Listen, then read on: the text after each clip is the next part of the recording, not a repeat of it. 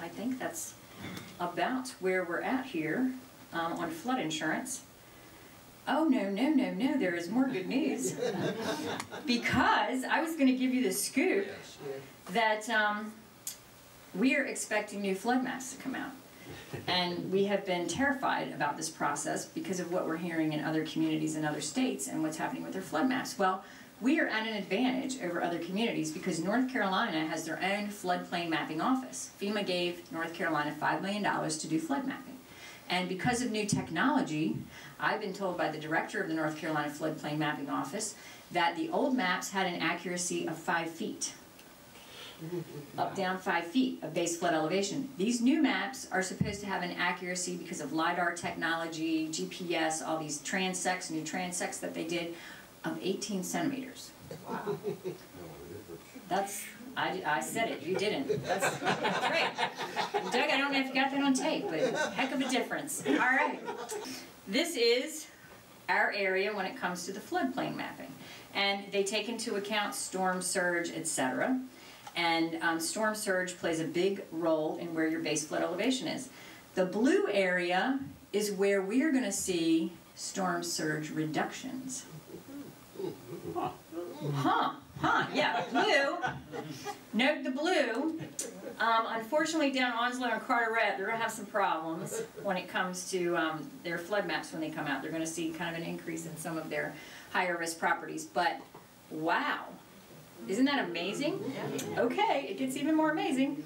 All right, Dare County, let's look just at Dare County. Our current flood maps look something like this. Everything is in the 100-year floodplain, okay? The new maps, the new maps, the green buildings are being removed from the 100-year floodplain. Out of it. Not required to have flood insurance anymore. Shut up. It is true. And if you look at the red section there, I don't know if you can see Jeanette's Pier sticking out.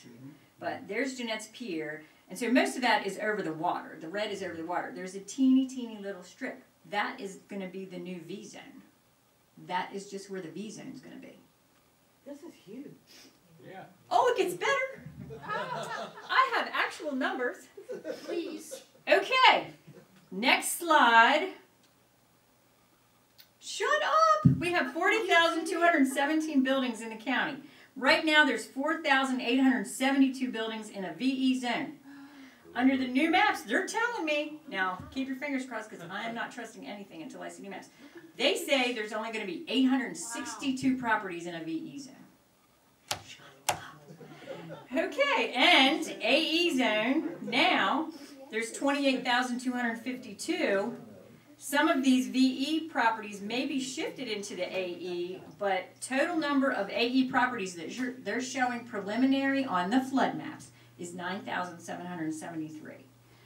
2/3 of the properties are coming out of the flood zone. That is right from the horse's mouth. I'm going to hold them to it. Ken Ash gave that presentation to the Coastal Resources Commission last Thursday.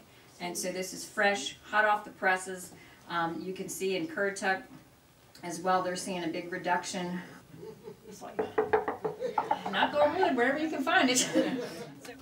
Like I said, this came right from the North Carolina Floodplain Mapping Office, the Assistant Director, presented as part of public record at the North Carolina Coastal Resources Commission. What this means is if you're being taken out of a flood zone and you want to buy flood insurance, you can buy flood insurance at preferred risk. Wow. Yay!